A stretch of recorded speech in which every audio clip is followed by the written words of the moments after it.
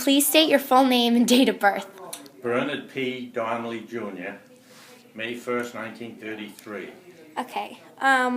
In what city and state were you born in? Watertown, Mass. Did you have any siblings? I had 4 sisters, What were their names? Pat, Marie, Claire, and Lucille. Okay. What high school did you attend? St. Patrick's High School in Watertown, Mass. And what college? St. Bonaventure University in Olean, New York. Okay. What activities and sports were you interested in as a child? Baseball, basketball, Okay. and a little football.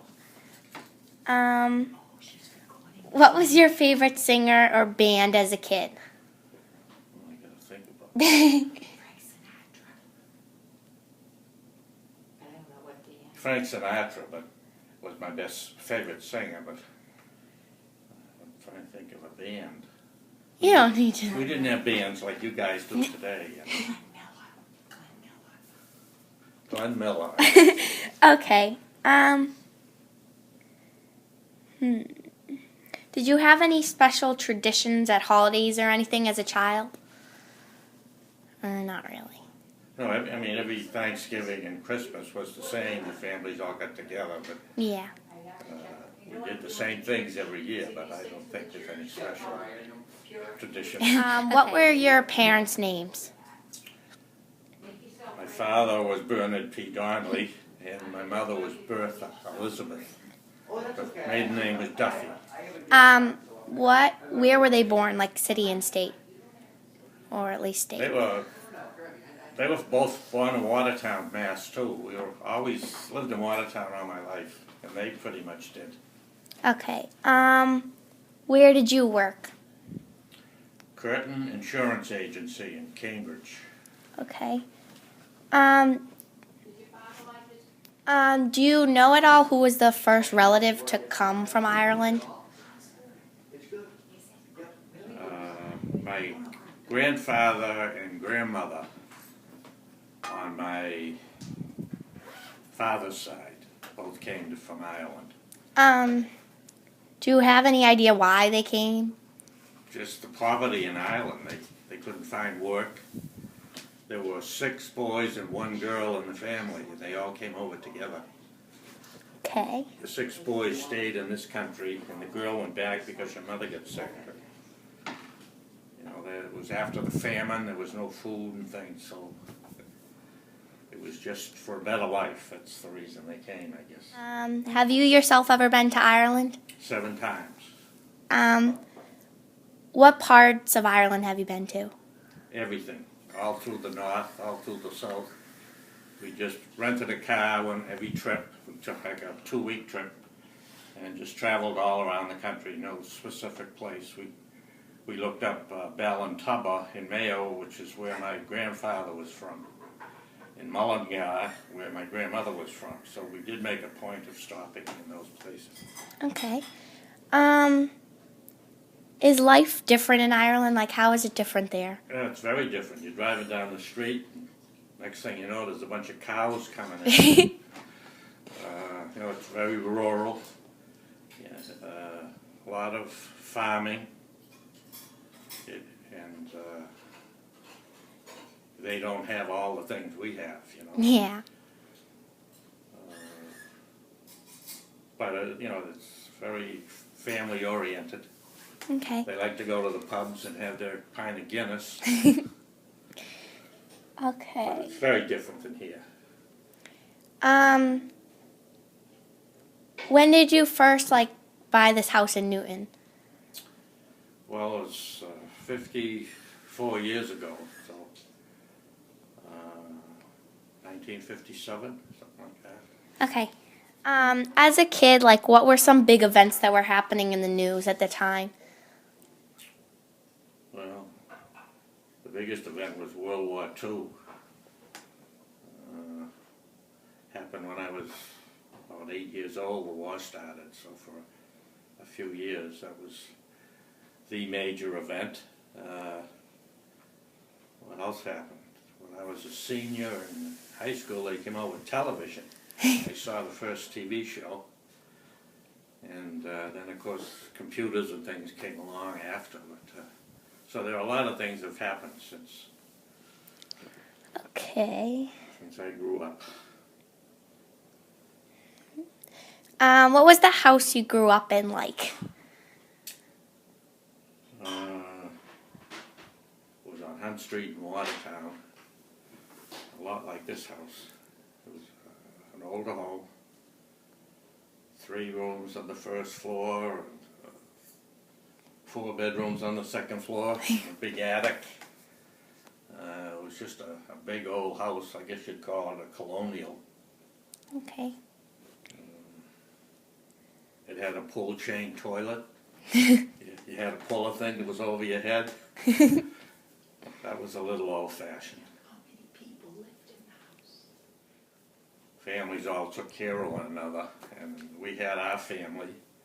We had 2 aunts that my mother took care of. I had 2 great aunts. I had an aunt and cousin that lived there. So there were one of the bedrooms had 6 people in it. That's the way it was in those days. You know, Yeah. people had problems. You know, everyone took the other one in, and so it was a house full. How did you and Grammy meet? In the 5 and 10.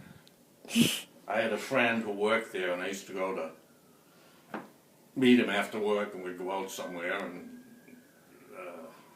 Grammy worked there too, and he introduced me to her. How old were you guys like at that time when you Seniors in high school, 18, 17, 18. met? Okay. Where and when did you guys get married? Well, we got married at Our Ladies in Newton 57. in 1957, November 20th, 1957. No, November 9th, 1957. So our anniversary's coming up. Okay. Do you remember anything about your grandparents at all? My grandparents on my father's side, they lived up on Common Street in Watertown. As I say, the whole family's been from Watertown for years. And I used to walk up after school and visit with them. They didn't do much of anything in those days. They didn't even have a car.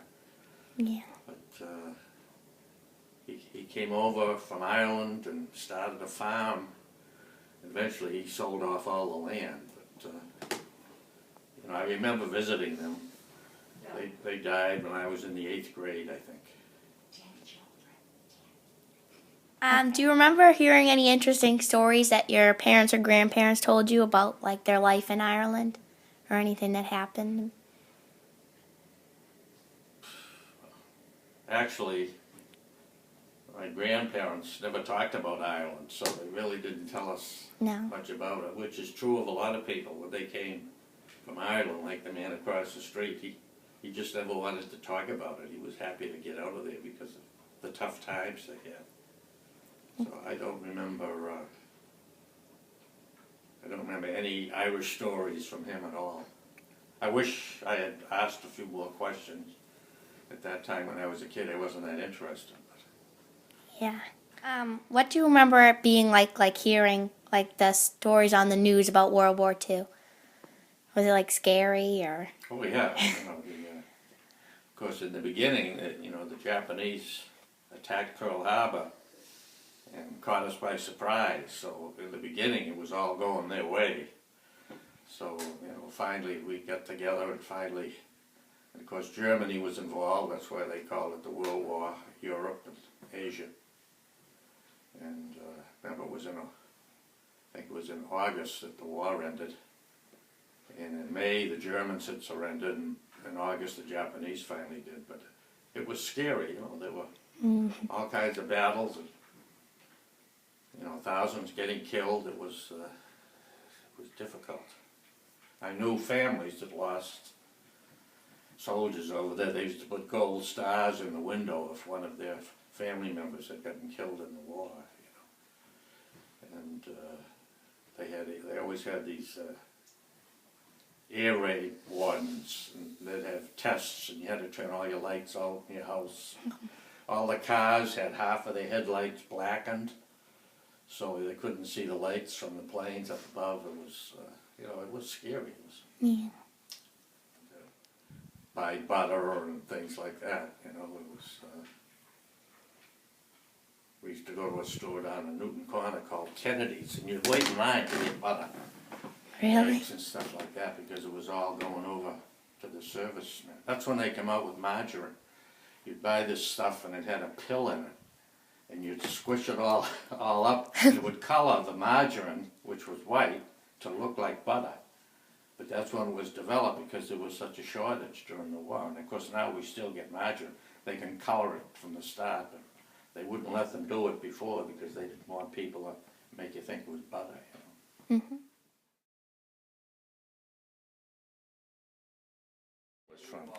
They met in this country and got married in this country, but he was from Ballintubber and she was from Mullingar. Have you been to both of those places? Yes, yeah. Are they really different, or are they pretty similar? Ballintubber has an abbey there that's the longest active church in Ireland. Other than that, there's a bar there. We went to the bar to get a drink, and the bartender was from Newton. Really? He had moved over to Ireland and was living in Ireland. But we stopped for some cows, and this cow stuck his head right in the window of the car, and Grammy was petrified. So, Ballintubber is nothing there. It's just farmland, that's all. There's sheep all over Ireland, and they're all painted. In other words, you say, how do they know what sheep belongs to who? They just let them all run wild.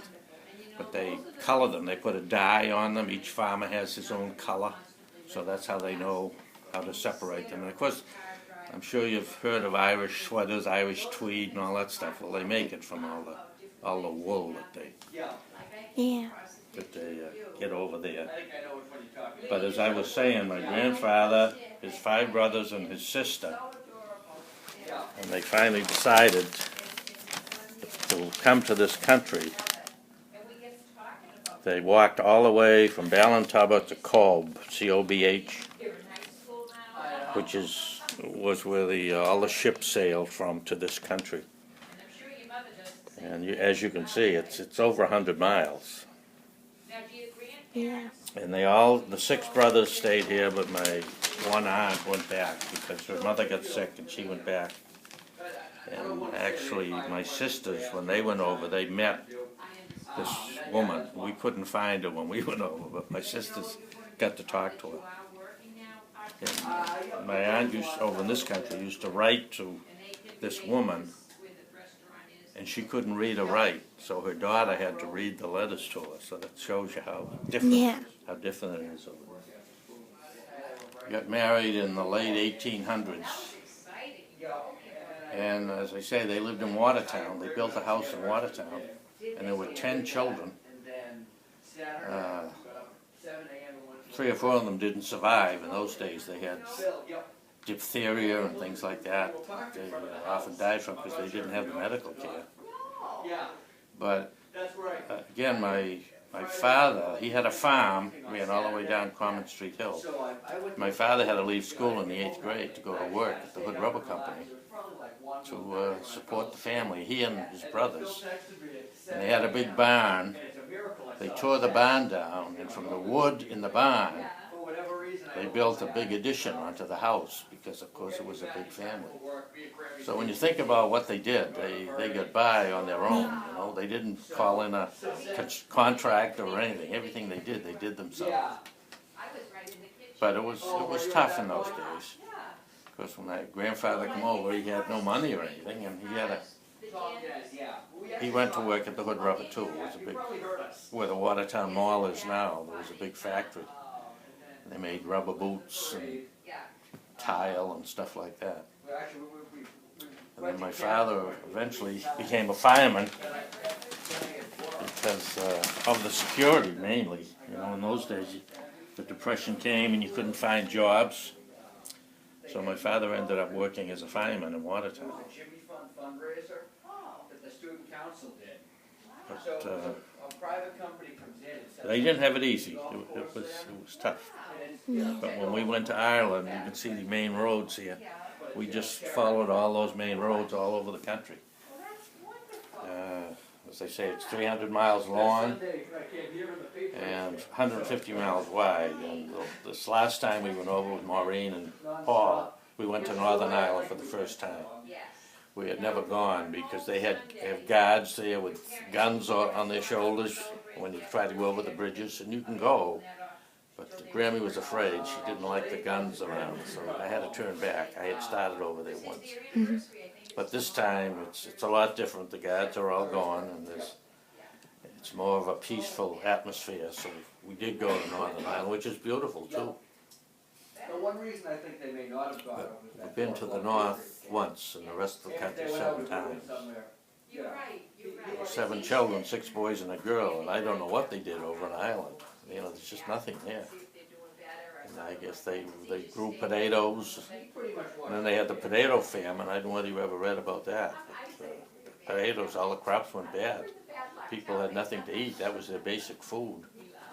So that's when a lot of them migrated and left the country because there was nothing to eat, and there was no work. And, So did they all leave at the same time, all 10 of them, or which ones of them were left? The 10 of them were over here. Oh, okay. Okay, there were six boys and a girl over in Ireland. Then when they come over here, my grandmother and grandmother got married in this country. They had the 10 Oh, children okay. over here. Okay.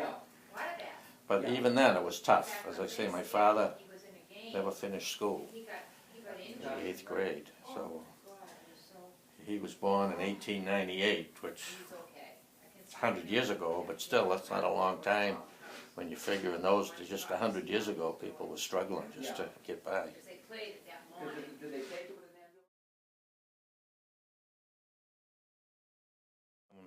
I was at a bed and breakfast we stayed at, and the girl come down and played her accordion for us.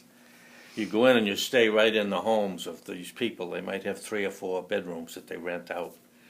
They call them bed and breakfast because you stay there at night, and then in the morning you come up and they cook a nice big breakfast for you.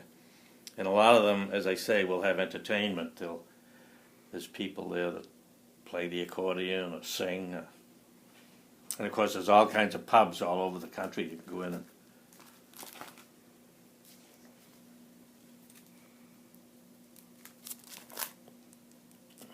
There's a typical shepherd with his sheep. See the painting on it, the blue? Yeah. That's so he can identify his sheep, because there's the dog. If one of them goes astray, he sends the dog after them. We went to an exhibition of that, which is very interesting. He blows a whistle and the dog takes off, and he'll catch the sheep and drive it right back to the herd if he strays too far. This was Connemara, I guess.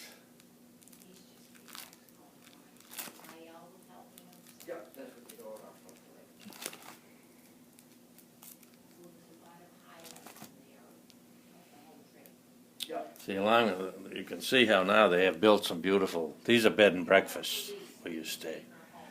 And they've really built some nice places. So all your sailboats and the harbors. Of course. And the fog rolls in, and they send the guys out to get you. Yeah, if the fog comes, you got to stay right where you are. Mm-hmm. And they go out and locate you because you can't see a foot in front of you. And look at all these Murphy's places. Now this, Christie's, is at the Blarney Woolen Mills. And it's the big tourist attraction. Everyone, we've bought things there. But that's some places the way these are all homes all along here. This is in Cork, I think. Yeah, that's the cathedral in Cork. Can you get it? Yeah. And as I say, there's churches. Now I don't think we went to Dublin on this trip.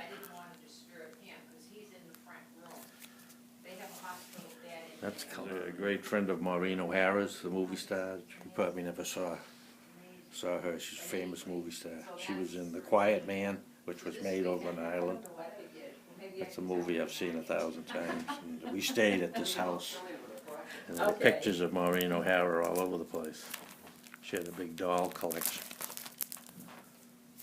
No, See there's what the pretty dolls. home? There's the dolls. Oh yeah, there's some of the dolls.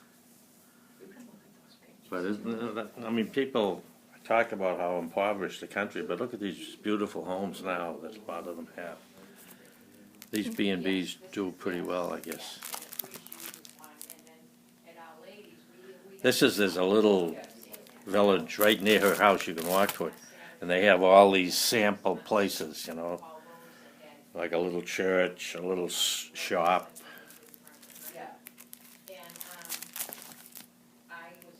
Now this Blarney Castle, you can eat there at night. It's a medieval type dinner. All the waiters and waitresses dress up in old-fashioned clothes.